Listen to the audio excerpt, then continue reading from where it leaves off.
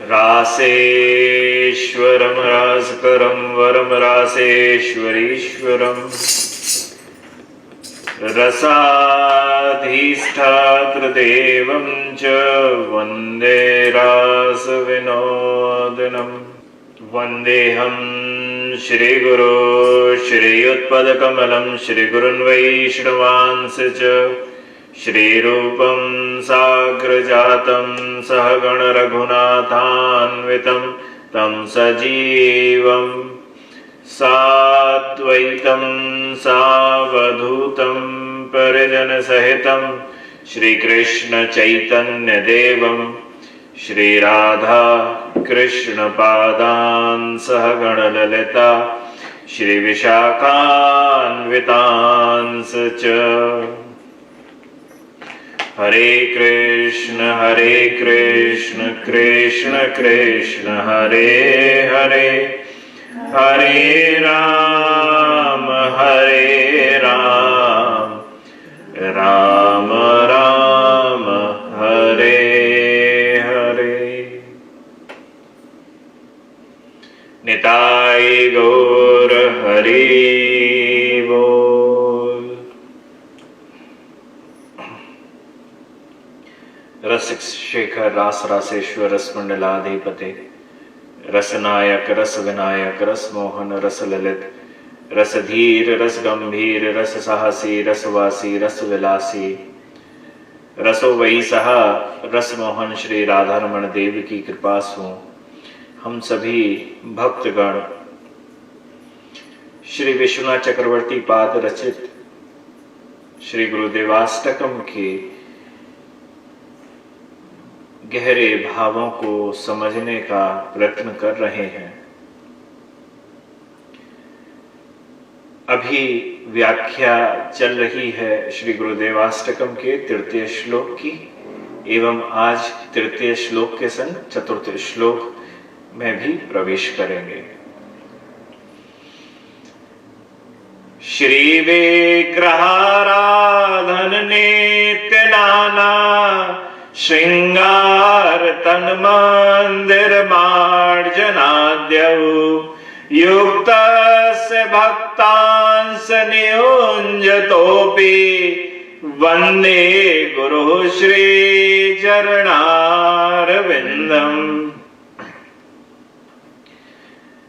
भगवान श्री भगवान के विग्रह की जो नित्य सेवा करते रहते हैं, उनकी नित्य सेवा में रोज प्रतिदिन प्रतिक्षण अलग अलग विविध प्रकार के दिव्य श्रृंगार होते रहते हैं।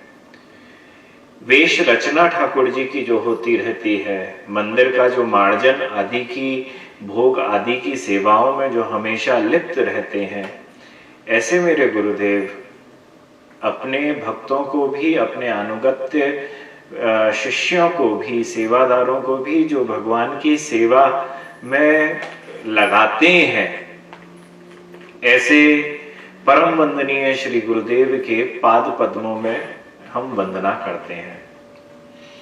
देखो, इसमें एक बड़ा प्यारा भाव दिया है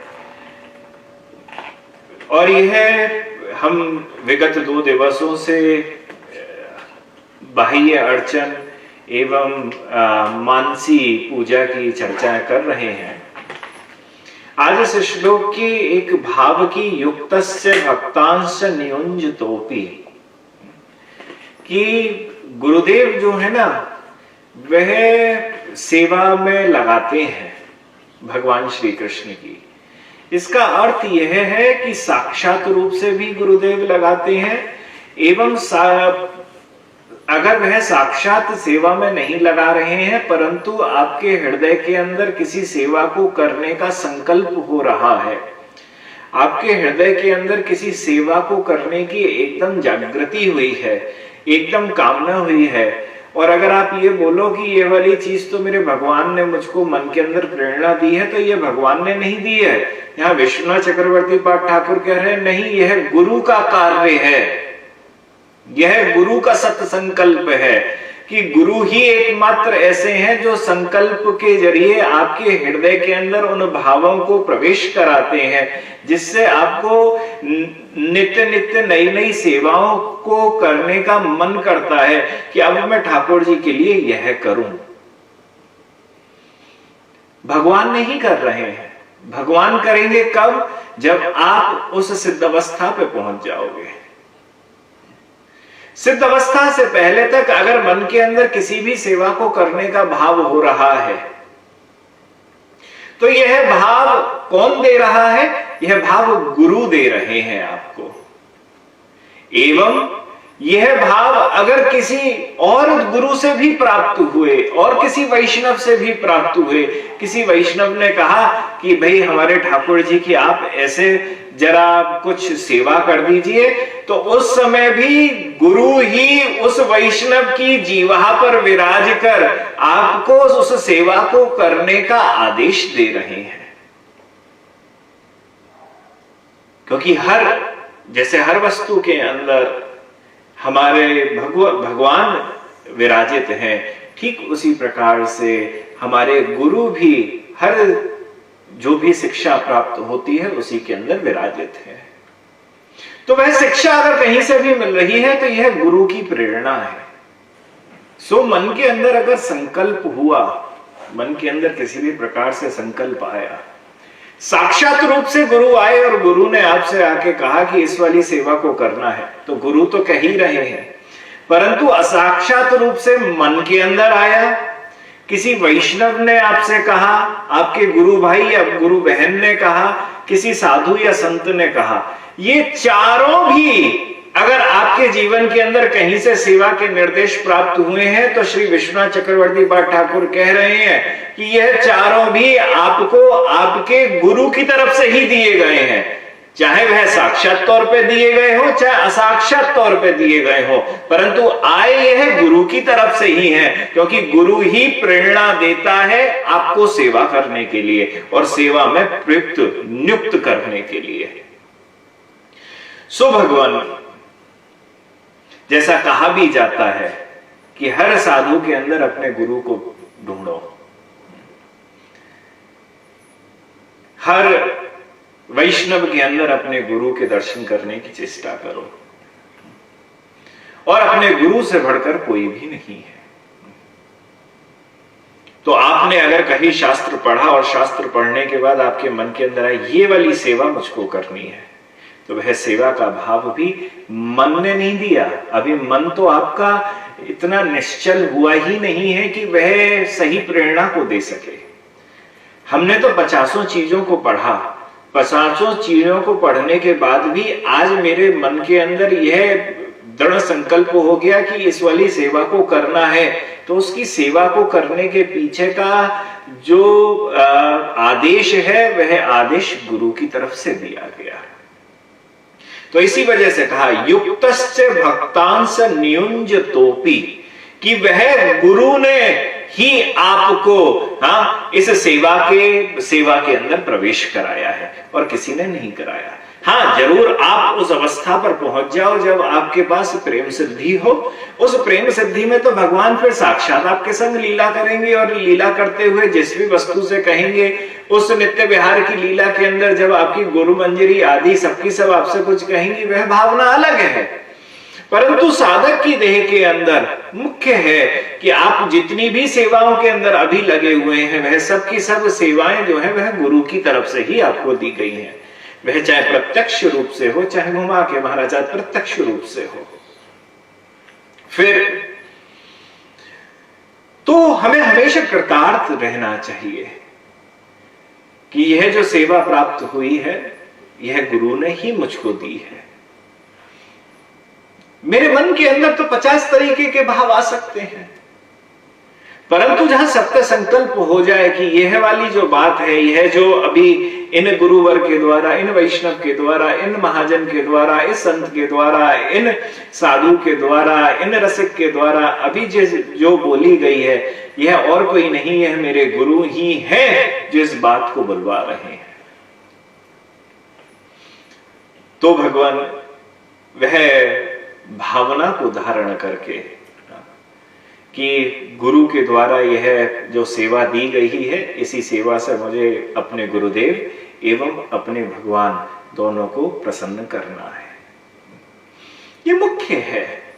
हमें आज भी चर्चा चल रही थी राधामयी जी से, तो उसमें भी चर्चा के अंदर यह था कि स्कूलों के अंदर बच्चे पढ़ते हैं, और बच्चे पढ़ते हैं तो स्कूलों में पढ़ाने वाले जो टीचर्स होते हैं, अध्यापक अध्यापिकाएं होती हैं, उनको एक रिपोर्ट तैयार करनी पड़ती है कि यह बच्चा कैसा है। तो उस रिपोर्ट को तैयार करने के लिए करने का काम अध्यापक और अध्यापिका का होता है। ठीक उसी प्रकार से हम अपने माता और पिता के बहुत अच्छे बालक हों, और हम अपने माता और पिता को बारंबार जा जाके दिखाएं कि हम तो बहुत अच्छे हैं स्कूल के अंदर। जो सबसे खराब भी होता है ना, वह भी अपने घर के अंदर यही प्रेजेंट करने की कोशिश करता है कि हम तो बहुत अच्छे हैं। तो हम है सब बालक को भगवान के, तो भगवान के सामने आके तो हम जरूर ये बारंबार दिखाने का प्रयत्न, भगवान मेरे अंदर इतना अच्छा भाव है, मैं तेरी भक्ति इतनी अच्छी तरीके से करता हूं। परंतु रिपोर्ट कार्ड लिखने का काम तो गुरु का है। रिपोर्ट कार्ड जो लिखी जाएगी ना, वह गुरु के द्वारा ही लिखा जाएगा और किसी के द्वारा नहीं लिखा जा सकता है।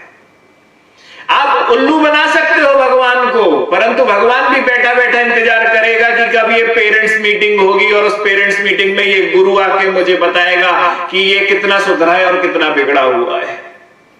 तभी गुरु की ही चलती है, भगवान की नहीं चल सकती है। तो हम भगवान के नाम पर कुछ भी कर सकते हैं, पर गुरु के नाम पर वहां पर आदेश आ जाता है, निर्देश आ जाता है, वहां पर शास्त्र के सिद्धांत आ जाते हैं, वहां पर शास्त्र साक्षात आ जाता है। भगवान की वाणी ही शास्त्र रूप में वहां पर आकर हमारे जीवन को का निर्वहन कैसे होगा और हमको कैसे उस मार्गदर्शन में चलते हुए भगवान की प्राप्ति करनी है, यह सीखने का हमको निर्देश देती है।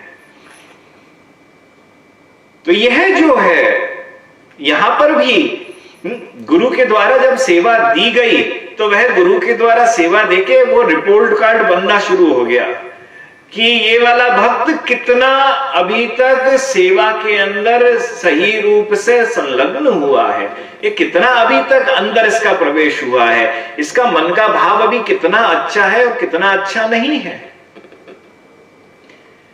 ये बड़ी छोटी सी बात है।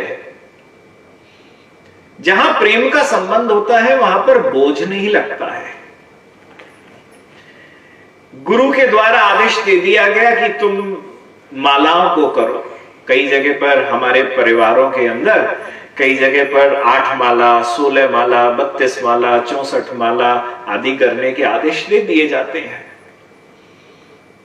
हम हमेशा अलग अलग भक्त को उनके जीवन के आधार पर, कि उनका जीवन कैसा चल रहा है, उस आधार पर देते हैं। अब हमारे कई शिष्य हैं जो 1-1 माला भी करते हैं, और कई शिष्य हैं जो महाराज 128 माला भी करते हैं। बैठ के एक ही आसन पे बैठ जाते हैं और सुबह 3 बजे से लेके और 8 बजे 9 बजे तक लेके पूरी की पूरी 128 माला भी कर लेते हैं।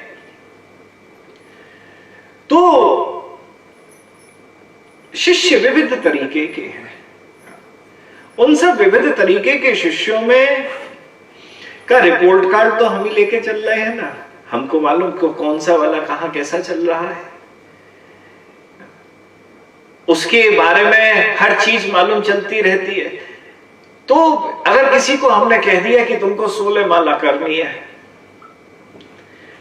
गोपीनाथ बाबा को कह दिया कि 16 माला करनी है, गोपीनाथ बाबा 1 या 2 माला करेंगे, उसके बाद वो उनको बोझ लगना शुरू हो जाएगा। अरे राम, कमर टूट रही है, पैर दर्द कर रहे हैं, गुरुजी ने कह दिया 16 माला करो, बड़ी ताकत लगती है। अब वो क्या है, बर्डन लगेगा। बर्डन का मतलब है जब तक कोई भगवान के लिए करी हुई सेवा बर्डन लगे, तो इसका मतलब है वह कर्म है, अभी तक प्रेम की जागृति नहीं हुई है। क्योंकि जिस दिन प्रेम की जागृति हो जाएगी ना, उस दिन अपने आप ही सब थके होने के बाद भी बड़ी प्रसन्नता रहेगी। मैं उसके बाद भी काम कर रहा हूं, उसके बाद भी प्रसन्नता है।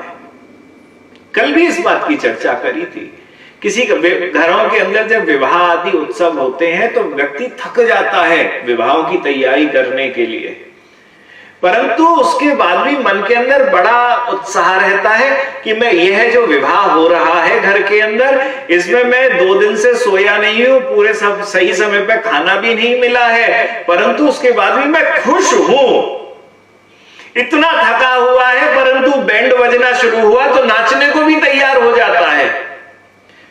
और जीवन भर कभी भी यह अपने पारिवारिक जनों को या जिनका विवाह था उनको यह नहीं दर्शाता है कि मैंने तुम्हारी विवाह में इतना काम करा था, मैं इतना कम सोया, मैं इतना कम जागा, इतना कम खाया, यह नहीं दर्शाता है। क्यों? क्योंकि उस थकान के अंदर भी उसने उत्सव को मनाया है। ठीक उसी प्रकार से जब सेवा आदि जब गुरु के द्वारा दी गई तो गुरु ने रिपोर्ट कार्ड लेके यह देखना शुरू कर दिया कि इस भक्त के ऊपर अभी कितना प्रेम का भूत चढ़ा हुआ है। अच्छा, अभी तो इसकी कमर टूट जाती है 5 मिनट की ही सेवा देके। अच्छा, अभी तो आधे घंटे की सेवा प्राप्त करी है और सेवा प्राप्त करते इसने कहा it's too much for me. Radhe Radhe भैया, तू जितना कर पा रहे हो 10 मिनट कर रहे हो तू 10 मिनट कर रहे, पर प्रेम से कर, क्योंकि वह जो प्रेम है वह बहुत ज्यादा जरूरी है। यह दिखाना दूसरे को कि मैंने तेरे लिए इतना करा, यह कर्म बन जाता है और उस कर्म के अंदर लेन देन होता है। When you do a work for someone, you always want something in return. But when you love someone, किसी को भी आप बस एक बार प्रेम तो कर लो, उसके बाद आप मांगोगे नहीं दूसरे व्यक्ति से कि मुझे आपसे यह वस्तु चाहिए। हम उस प्रेम को करने की चेष्टा कर रहे हैं, हम कर्म को करने की चेष्टा नहीं कर रहे हैं। इसी वजह से वृंदावन का जो ठाकुर है ना, वो बड़ा निराला ठाकुर है। हम उससे प्रेम करें तो जब हम उससे प्रेम करते हैं तो बात प्रेम के अंदर हम यूं ना बोले उससे कि तू हमको कछु दे, तू मेरे जीवन में बहुत पाप है गए हैं ठाकुर जी, तू मेरे पापन को हटाए ले, मुझसे बहुत पाप बहे, तू मेरे सब पापन को धो दे। नहीं, अरे भाई वो भगवान है, भगवान होएगो अपने घर पे, हमारे दाई तो भगवान है ना है, तो वो हमारे पापन को का धोएगो। हाँ, मन का भाव बदलते ही मैंने उससे कह दिया कि आप मेरे पापन को हटाए दो, तो मैंने उनको रूलर बना दिया, मैंने उनको रूलर बनाए दियो। रूलर बनाने को अर्थ है कि मैंने उनको राजदंड दे दिया। राजदंड का अर्थ है कि मैंने उनसे कह दिया कि अब आपके पास अधिकार है पापों को हटाने का और पुण्यों के फलों को देने का। ये द्वारकाधीश का काम हो सकता है, ये वैकुंठाधिपति नारायण का काम हो सकता है, कृष्ण का काम नहीं है। कृष्ण से तो प्रेम करा जाता है, कृष्ण से ये नहीं कहा जाता कि मेरे पाप पुण्यों को देखो, क्योंकि पाप पुण्य तो कर्म के होते हैं, प्रेम का पाप पुण्य कुछ होता ही नहीं है। प्रेम जो है ना उसका कोई पाप पुण्य नहीं होता है, कर्म जो है उसका पाप और उसका पुण्य होता है।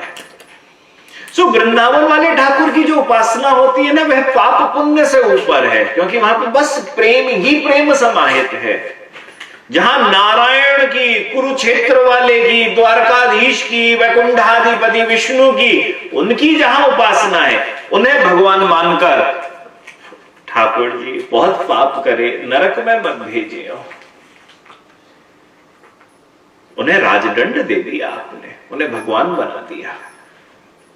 तो गोपियां कहीं पर भी यह नहीं कहती हैं कि ठाकुर जी हमने पाप किए। हाँ, क्यों? क्योंकि उन्होंने प्रेम करा है, प्रेम कर्मों से ऊपर है। तो जब गुरु ने आपको कोई सेवा दी तो गुरु रिपोर्ट कार्ड लेके बैठा हुआ है यह देखने को कि आपके द्वारा सेवा भी वह सही रूप से कितनी करी गई है। उसके आधार पर वह यह देख लेता है कि इस बालक का, इस शिष्य का अभी तक कितना प्रवेश हुआ है। आप भगवान को उल्लू बना सकते हो बोल के, गुरु को उल्लू नहीं बनाओगे। और गुरु ने देख लिया और रिपोर्ट कार्ड वही चलेगा आखिरी में। पेरेंट्स को भी वही एक्सेप्ट करना पड़ेगा चाहे कुछ हो जाए। हाँ, इस देश के अंदर तो मीठा मीठा बोलना पड़ता है। आज बता रही थी राधा मई जी कि बच्चे के बारे में नेगेटिव नहीं बोला जाता है, कि उसे होपलेस कर दो। हाँ, उसके बारे में ये कहा जाता है कि इन सेक्टर्स और इन चीजों में वही ये बच्चा और इम्प्रूव कर सकता है ना। हमारे ठाकुर के सामने तो सब कछु बोल दिया जाए, जे इतना बिगड़ो भयो है, जे इतना सुधरो भयो है, बाकी बात तू खुद ही समझ ले, क्योंकि बालक तो आखिरी में तेरो ही है। कार्य तूने हमें दियो है जाए सुधारने को।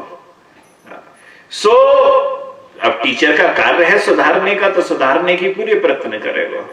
भगवत ठाकुर जी से कह देगा, देख तेरा बालक बहुत बिगड़ रहे हो, तू वह सुधार दे। बालक तो तेरो ही है, हमारा थोड़े ही है, पर अब वो हमारा हो चुको है, माने हमारे पास आके हमें शासन करने की अनुमति दे देनी है। अध्यापक का कार्य क्या होता है? वह शासन करके उसे सुधारने का प्रयत्न करता है।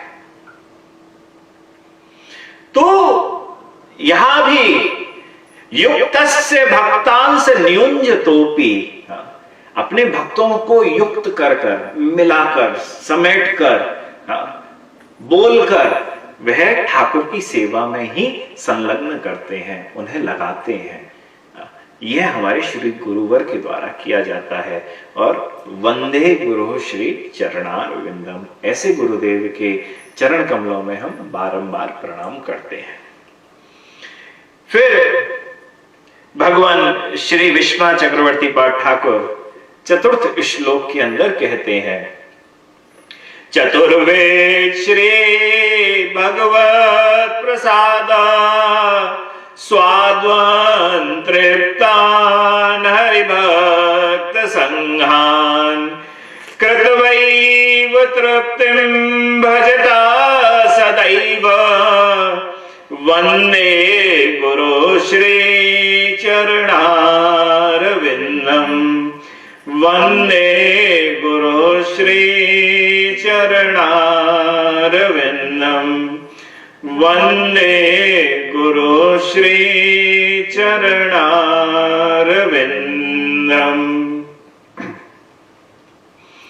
क्या प्यारी बात है, सेवा में लगाया तो सेवा का फल भी मिलेगा। तो तीसरे श्लोक में तो कहा गुरुजी सेवा में लगा देंगे, पर चौथे श्लोक के अंदर बड़ी प्यारी बात कही विश्वनाथ चक्रवर्ती पाठ ठाकुर ने। वह कहते हैं कि जो श्री कृष्ण भक्त वृंद को, जो श्री कृष्ण भगवान श्री कृष्ण के भक्त हैं, उन सबको 4 प्रकार का महाप्रसाद कराते हैं। कौन कौन सा? चर्व्य, चुष्य, लेह्य और पेय। इसका अर्थ है चबाने वाला। कोई महाप्रसाद दिया, जैसे रोटी दी, चावल दिए, सब्जी दी, महाप्रसाद है, उसे चबाया। दूसरा, कोई आम दिया तो उसे चूसा। तीसरा, ठाकुर जी का चरणामृत दिया या कोई शरबत दिया, कोई रस दिया तो उसे पिया। और चौथा, ठाकुर जी की कोई कुलिया दी, चटनी दी तो उसे चाटा। तो 4 प्रकार के महाप्रसाद हैं। 4 प्रकार के महाप्रसादों को के द्वारा परितृप्त कर, अर्थात प्रसाद सेवन के द्वारा प्रपंच नाश और प्रेमानंद का उदय करवाकर स्वयं तो तृप्ति का लाभ करते ही हैं, उन्हीं श्री गुरुदेव के पाद पद्मों की हम वंदना करते हैं। कि अब जो सेवा करवाई ना भक्तों से, तो उसका फल क्या है? तो विश्वनाथ चक्रवर्ती पाठ ठाकुर कहते हैं कि गुरुदेव ने देख लिया कि इस भक्त ने सेवा कर रहा है, तो इसको अब प्रेम रस देना है, इसके प्रपंचों का नाश करना है। तो इसके प्रपंचों का नाश कैसे करा जाए? लाओ से ठाकुर जी का अमृत तुल्य प्रसाद पवाया जाए, महाप्रसाद पवाया जाए। अच्छा, महाप्रसाद भी जो है ना, जिसने पाया, और श्री राधारमन मंदिर और उसका महाप्रसाद तो बड़ा अति दुर्लभ है। जिस भक्त ने महाप्रसाद राधारमन जी का पाया है वह जानता है। और यह कार्य हमारे यहाँ के गोस्वामी स्वरूप सुबह के समय स्वयं जाकर, मतलब जितने भी गुरु हैं वह स्वयं ठाकुर जी की सेवा में पहुंचकर रसोई में पहुंचते हैं, और रसोई में पहुंचने के बाद ठाकुर जी के लिए राजभोग बनाते हैं कि जितने भी भक्त आएंगे उन सबको अपने हृदय से उन सब प्रसादों को खिलाना है। जब भी सेवा महोत्सव होती करती है, हाँ, महाराज, बड़े महाराज जी, हमारे अनुज आचार्य श्री अनुराग गोस्वामी जी आदि सब के सब जाकर रसोई के अंदर सेवा करते हैं। वह जानते हैं कि जितने भी भक्त काम कर रहे हैं, जितने भी भक्त सेवा कर रहे हैं, उन सबको प्रसाद पवाना है, कि उन्हें प्रेम भक्ति की प्राप्ति हो। राधा रमन जी की कुलिया का प्रसाद। और बड़े महाराज जी से इस भाव को मैंने बहुत बार जीवन में प्रत्यक्ष रूप से देखा है। ये मेरे अंदर इतना पूर्ण रूप से भाव विद्यमान नहीं हुआ प्रचार सेवा के अंदर, परंतु उनके द्वारा इस भाव से मैंने हमेशा देखा, इस भाव से वह परिपूरित रहते, आज भी परिपूरित हैं बड़े महाराज जी। जब भी उत्सव हो, कुछ भी हो, सबसे ये पहले जब बचपन में थे तो बचपन में हमारे यहाँ पर साधु सेवा हुआ करती थी, वैष्णव सेवा हुआ करती थी। इस विश्व जगत से कोई भी व्यक्ति को कहीं भोजन नहीं मिल रहा हो, कोई बात नहीं, हमारे स्थान पर आ जाए, गुरुबाड़ी पर आ जाए और उसको वहां पर महाप्रसाद की प्राप्ति हो जाएगी।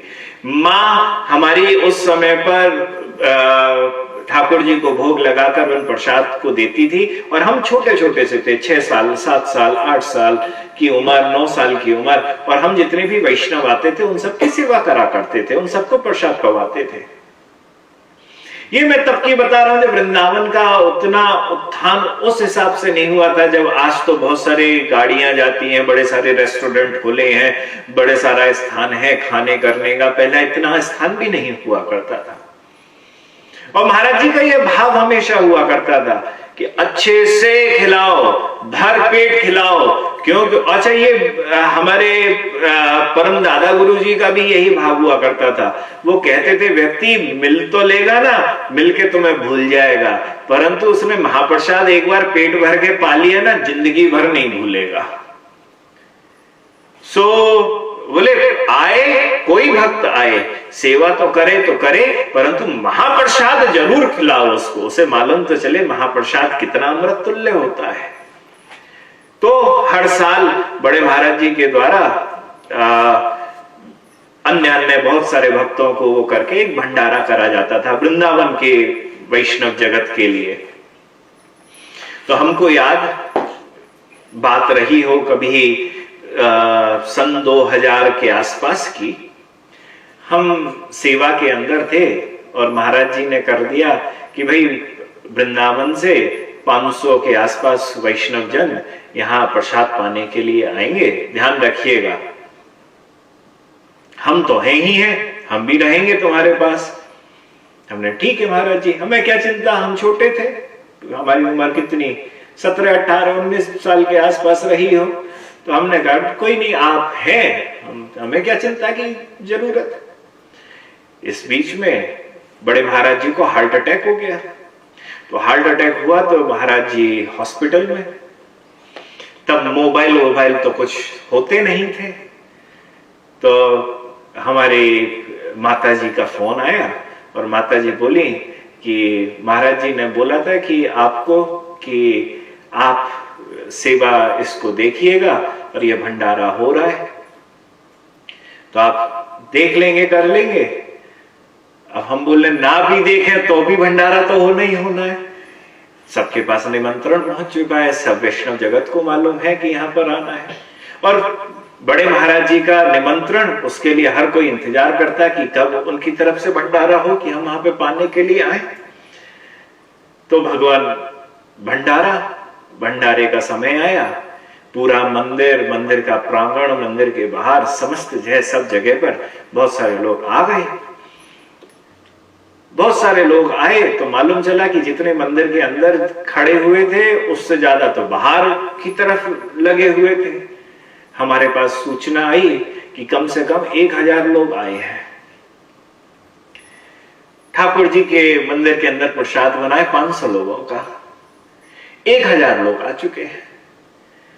तो हमने कहा बहुत बढ़िया परीक्षा है, आज तो महाराज जी ने बड़ी अच्छी परीक्षा ली। खुद भी कहा कि हम तो तुम्हारे संग रहेंगे, परंतु तुम देखना। अब हमें क्या मालूम था कि महाराज जी मानसिक रूप से हमारे संग रहेंगे, और यहाँ तो हम अभी छोटे बालक हैं, और 500 तो लोगों का तो यहाँ पर प्रसाद बना है, यहाँ तो 1000, और कोई भूखा भी नहीं जाना चाहिए। कोई भूखा नहीं जाना चाहिए। क्योंकि ये बड़े महाराज जी ने हमेशा कहा, हाथ भर के इस मंदिर में प्रसाद नहीं मिलता है, यहां पेट भर के मंदिर में प्रसाद मिलता है। तो इस भावना को धारण करके अब ठाकुर जी तू जान गुरु जी जाने, अब मैं कछु ना जानू, मैं तो यहां बैठ रहा हूं और बैठ के अब मैं तो तेरी लीला देखूंगा। सत्य बताता हूं, कब वहां पे 1000 भक्त आए और कब खाके चले गए यह मालूम भी नहीं चला। जैसे साक्षात रूप से वहां पर बड़े महाराज जी स्वयं विराजित थे और जैसे उन्हीं के ही हम अधीनस्थ होकर वहां की समस्त सेवाओं को कर रहे थे, हमें मालूम भी नहीं हुआ कि कब कौन सी सेवा हो गई और 1000 वहां के वैष्णवों ने आके पाके चले गए। तो अच्छा, किन्हीं को सिद्धि प्राप्त होती है। मैंने कई बार ऐसा देखा बड़े महाराज जी के उसमें, हर साल प्रेमोत्सव सेवा उत्सव जब भी होता है तो एक भंडारा जरूर होता है सिर्फ वृंदावन के वैष्णव जगत के लिए।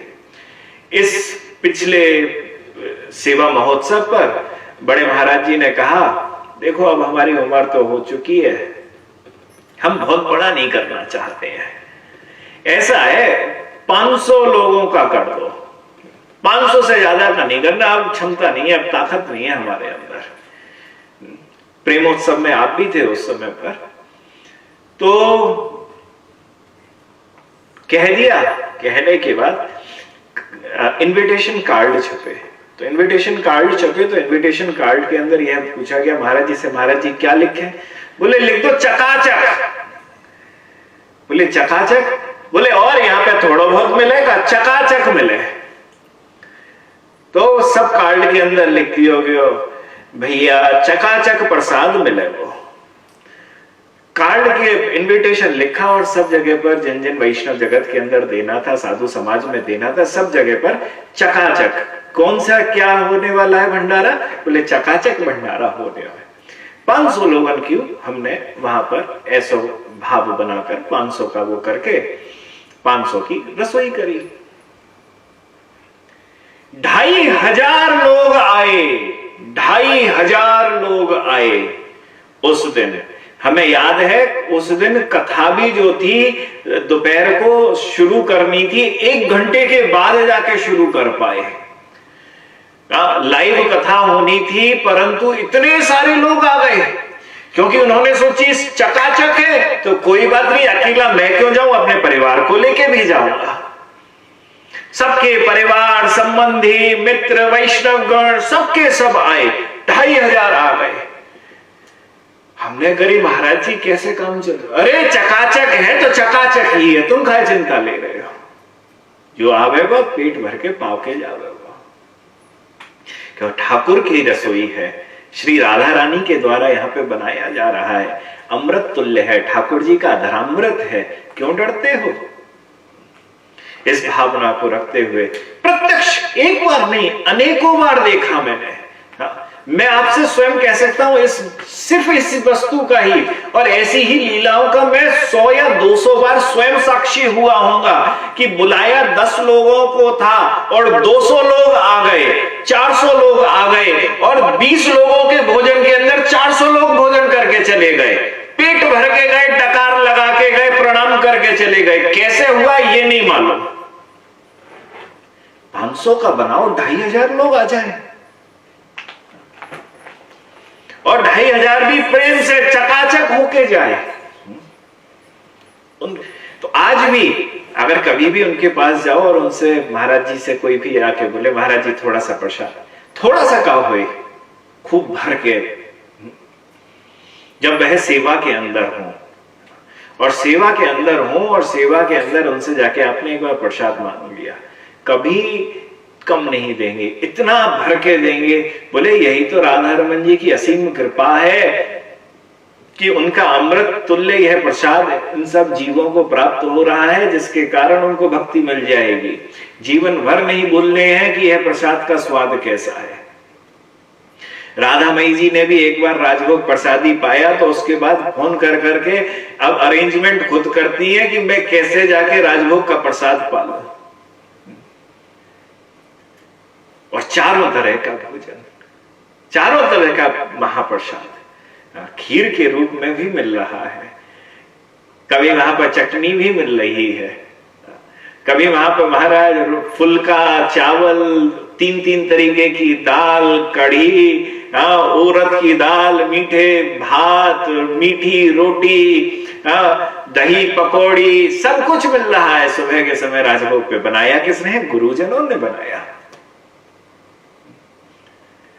तो महाप्रसाद कि गुरु ने पहले जिस सेवा को कराया उसके बाद क्या दिया, आपके जीवन में से वह सब प्रपंच मिटाकर प्रेम रस देने के लिए। क्योंकि जब जब ये जीवा जो है ना, ये स्वाद के लिए भागती है, और उस स्वाद पर अगर भगवान का महाप्रसाद चढ़ जाए, आप कहीं पर भी हो, आपको बारंबार वही ठाकुर याद आएंगे। वहां की खीर बड़ी स्वादिष्ट है, वहां की कुलिया बड़ी अच्छी। मैं तो विश्व जगत के अंदर इतना मैंने प्रचार सेवा करी, उस प्रचार सेवा के अंदर मैंने बस यही पाया है कि मैं जहां जाऊं वहां पर कुलिया जिसने पाई हो, और वो हमेशा आके मुझसे बोलता है, महाराज जी आपके राधारमन जी का जो महाप्रसाद है ना, वह जीवा से कभी नहीं उतरता है, आप बस लेके आ जाओ, हमको बस वो दे दो।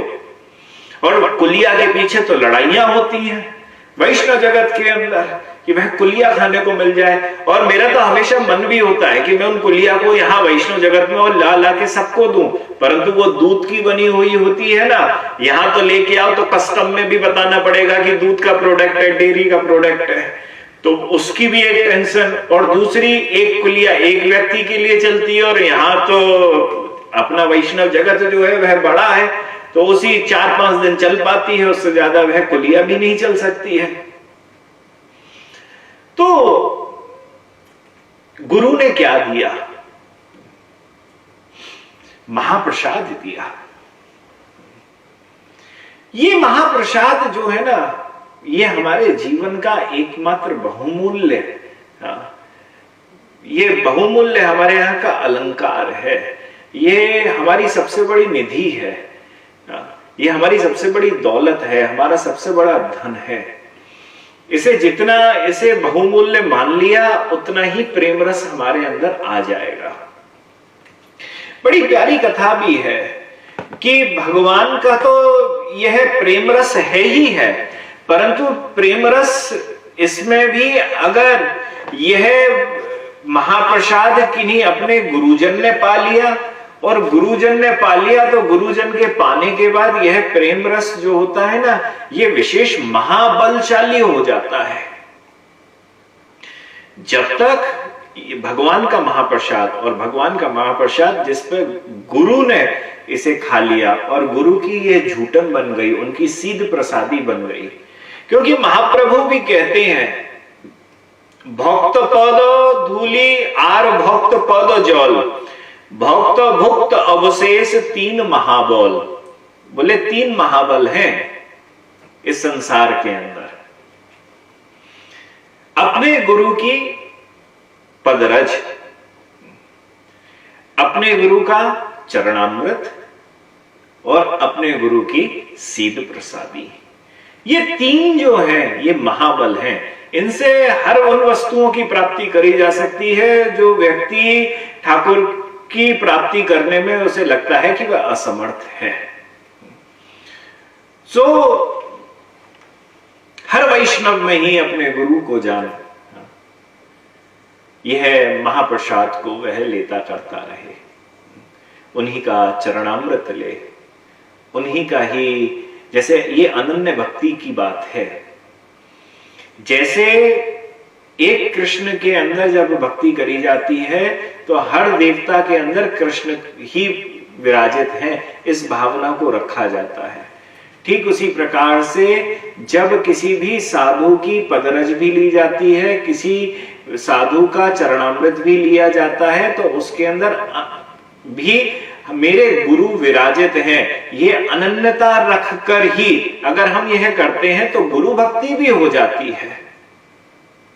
और ठाकुर जी का यह जो अवशिष्ट हैं गुरुजनों के, उससे महाबल भी हमको हमारी भक्ति को प्राप्त हो जाता है। ये अनन्यता है। कालिदास, भक्त कालिदास, श्री चैतन्य चरितामृत के अंदर कथा आई है। उनका कार्य ही होता था कि सिर्फ मुझे साधुओं की सीध खाने को मिल जाए और कुछ भी नहीं। श्री झाड़ू ठाकुर जी एक वैष्णव थे जो जाति से थोड़ा निम्न थे, तो उनके पास गए, उनको जाके आम दिए, और आम दिए तो आम देने के बाद बैठ गए और इंतजार करने लगे ये आम कब चूसे, कब खाएं, जिसके कहा मैं खा लूं। तो इस भावना को धारण रखा और रखने के बाद इंतजार कर रहे हैं कब खाएं कब खाएं कब खाएं। उन्होंने तो उनसे कहा महाराज जी आप खा लो तो आपकी झूठन मिल जाए। पर ठाकुर महाशय तो बोले नहीं नहीं, हम तो जाति का बड़ा निम्न है, राम राम राम राम, हम आपको नहीं देगा। और ठाकुर महाशय जानते थे ये तो हमारा झूठा नहीं चोरी ना कर ले। तो ठाकुर महाशय बोले अच्छा राधे राधे, हम अब जरा दूसरी कार्य में जाएंगे। तो करते हुए कालिदास जी को छोड़ने के लिए गए, तो दूर तक छोड़ के आए कि ये वापस लौट के ना आ जाए, कहीं चोरी ना कर लें सीत प्रसादी की। ठाकुर महाशय ने देख ले, बाहर तक छोड़ के आ गए, घर में बैठे, आने के बाद खाने लगे। कालिदास भी बड़े चालू, कालिदास आए और चुपके से खड़े हो गए घर के बाहर और कोने से देखने लगे, खाओ खाओ खाओ, आम खाओ, बड़े प्रेम से आम खाओ, कोई परेशानी नहीं, खाओ तुम। आम खाए और आम खाने के बाद गुठलियों को लिया और कूड़ेदान में डाल दिया। कालिदास तो नृत्य करने लगे, वाह क्या सुअवसर प्राप्त हुआ है, इसी का ही तो मैं इंतजार कर रहा था। गए और कूड़ेदान में से वो निकाल के गुठली को निकाल लिया और गुठली को निकाल कर चूसने लगे और बोले आज का मेरा दिन तो पूर्ण हो गया, क्योंकि मुझे वैष्णव की झूठन सीध प्रसादी प्राप्त हो गई। ये वह कालिदास है जिनको जब महाप्रभु भी जब गंभीरा से निकलकर दर्शन करने के लिए जाते थे ना जगन्नाथ जी के, तब जगन्नाथ जी के दर्शन करने के लिए जाते थे तो उनका एक नियम था कि जगन्नाथ के दर्शन करने से पहले, मंदिर में प्रवेश से पहले मेरे में पैर धुल जाए। हाँ, तो आज भी आप कभी भी दक्षिण भारत के मंदिरों में जाओ, जगन्नाथ के ही मंदिर में जाओ तो सिंह द्वार से जब आप प्रवेश करो तो वहां पे पानी चलता रहता है। गुरुद्वारों में जाओ तो पुराने गुरुद्वारों में आगे की तरफ पानी चलता रहता है कि वहां पे आपके पैर धुल जाएं और धुलने के बाद फिर आप अंदर प्रवेश करो। ये सनातनी परंपरा है। तो महाप्रभु के संग उनके गोविंद दास चला करते। गोविंद दास का काम होता था कि वह घड़ा लिया और घड़े से महाप्रभु के चरणों को धुलाया। तो महाप्रभु का आदेश था कि मेरे इस जल का पान कोई करे नहीं, यह ध्यान रखना गोविंद। तो गोविंद बिल्कुल तैयार रहते कि कोई भी नहीं कर पाए। कालिदास पहुंच गए और पहुंचने के बाद कालिदास का काम होता था कि महाप्रभु जहां जहां जाए उनके पीछे पीछे चले। महाप्रभु जहां बैठे वहीं बैठ जाए, महाप्रभु जो काम करें उनके बस पीछे पीछे चल रहा। इंतजार कर रहे थे कि महाप्रभु की झूठन कैसे मिले। यहां पर गोविंद चरण दुला रहा है और चरण दुलाते दुलाते तभी वहां पर उसी समय पर कालिदास पहुंच गए। और कालिदास पहुंचे और कालिदास ने लेके पहले एक अंजलि भगवान महाप्रभु का वो चरणोदक चरणामृत लिया, अंजलि में भर के पिया। फिर दूसरे को लिया और दूसरे को पिया, फिर तीसरे को लिया और तीसरे को पीने लगे। तब अच्छा, महाप्रभु ने किसी को आज्ञा नहीं दे रखी थी, एकमात्र कालिदास ही थे जिनको वह आज्ञा उसी दिन प्राप्त हुई। और तीन के बाद बोले महाप्रभु अतः पर आर न कोरी हो पुनः बार, एतावत वांछा पूरन कोरिलो तुम्हार। बोले अब और नहीं पीना है, तेरी जितनी वांछा थी ना, तेरी जितनी इच्छा थी वो मैंने तेरी 3 बार में पूरी कर दिया, अब नहीं पियोगे।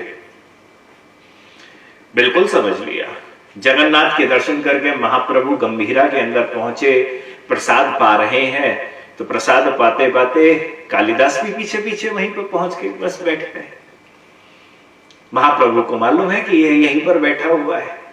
गोविंद को बुलाया और गोविंद को बुला के कहा, महाप्रभु का जब भोजन समापन हुआ उसमें कुछ अवशिष्ट थे और देखने के बाद अवशिष्ट हैं तो संकेत दिया, जाओ कालिदास को देके आओ।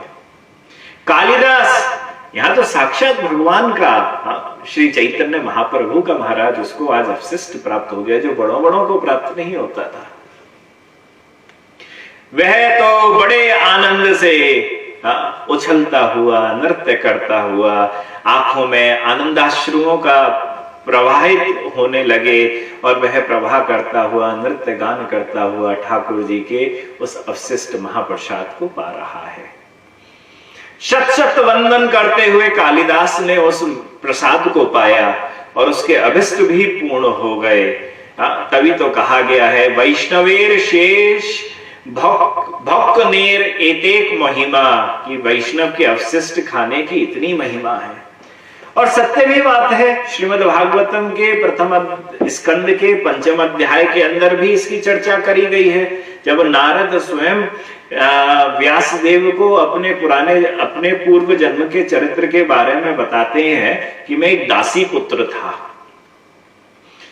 परंतु उच्छिष्ट लेपानुमोदितो दुजहि सकृष्म भुंजे तदपास्त किल्बिषः। बोले वह कहते हैं कि उन साधुओं की अनुमति को मैंने प्राप्त किया और उन साधुओं के बर्तनों में लगी हुई झूठन को जैसे ही मैंने पाया तो मेरे जीवन के जितने भी पाप थे वह धुल गए और इस प्रकार उनकी सेवा करते करते मेरा जो हृदय था वह शुद्ध हो गया और वे लोग जैसा भजन पूजन करते थे उनकी में ही मेरी रुचि हो गई। तो कितना बड़ा प्रेम प्राप्त होता है।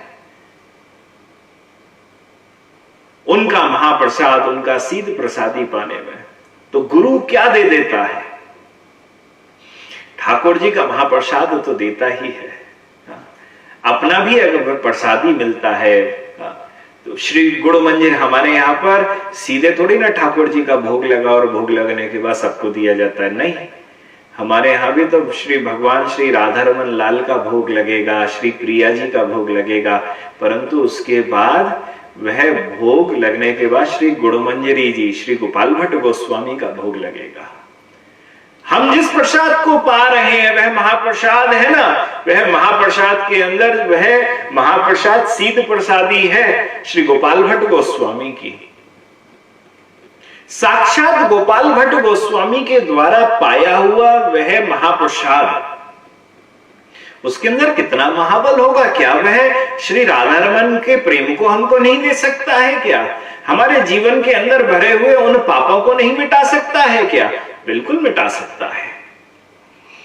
रैदास की तो कथा भी आती है कि रैदास जो थे जाति से निम्न थे, जूता बनाने का कार्य हमेशा करा करते थे। एक दिन कबीरदास के शिष्य काशी नरेश, काशी के राजा उनके पास पहुंचे दर्शन करने के लिए। मन के अंदर बड़ा अच्छा भाव था कि यह हमारे गुरु तुल्य है। वहां पहुंचे तो पहुंचने के बाद राजा ने प्रणाम किया। राजा ने कहा कि भगवान आपकी कुछ प्रसादी मिल जाए। तो पास में चमड़े में जो पानी डाला जाता है और चमड़े को जिस पानी के अंदर रखा जाता है, तो वह वाला पात्र और वही चमड़े का, वह चमड़े के अंदर ही वह कठौती थी और उसके अंदर वह जल भरा हुआ था। तो चमड़े का ही पानी। तो रैदास जो थे उन्होंने उस पानी को लिया और उसको लेके राजा को दे दिया, ले चरणामृत।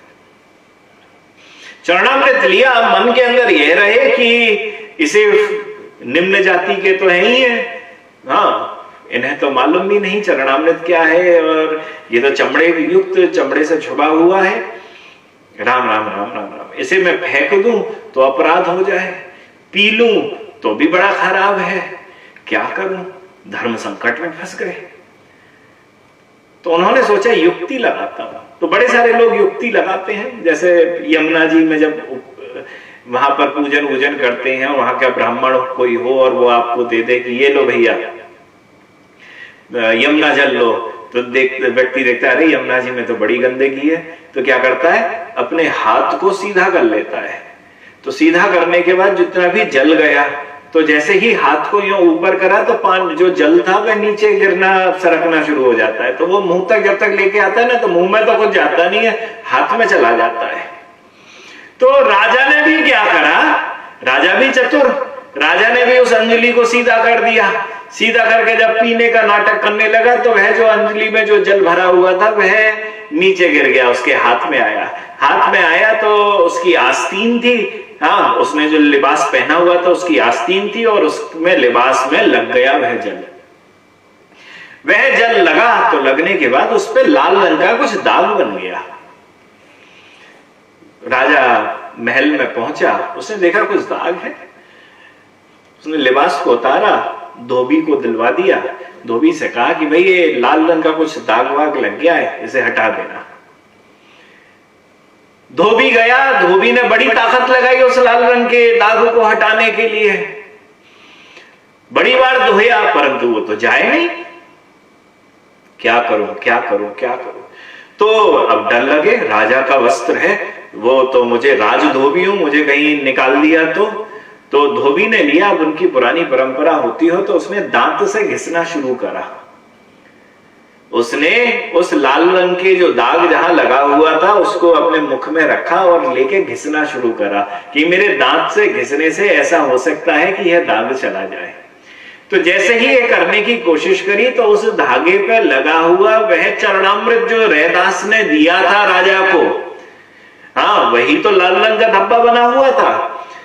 तो उसका जरा सा हल्का सा कुछ अंश जो अभी भी उस कपड़े के ऊपर लगा हुआ था और दांत को पीसने के कारण वह जरा सा उसमें से निकल गया, और निकलते ही उस धोबी के हृदय के अंदर पहुंचा, मुख से अंदर गया।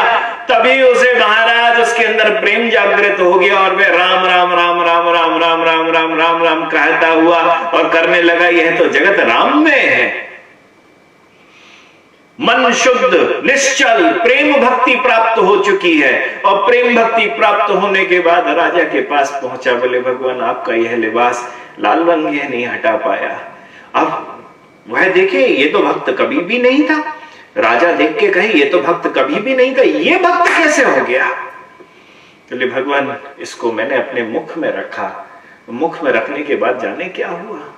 राजा को लगा बताओ मैंने कितनी बड़ी अपॉर्चुनिटी खो दी। अरे जरा सा जल का कोई अवशेष बचा हुआ था, उस अवशेष की जरा सी बूंद को पाकर यह धोबी भी इस प्रेम को प्राप्त कर गया। मेरे पास तो अंजलि में भरकर चरणामृत था, उसके बाद भी मैं भगवान की प्राप्ति नहीं कर पाया और उसे फैला दिया।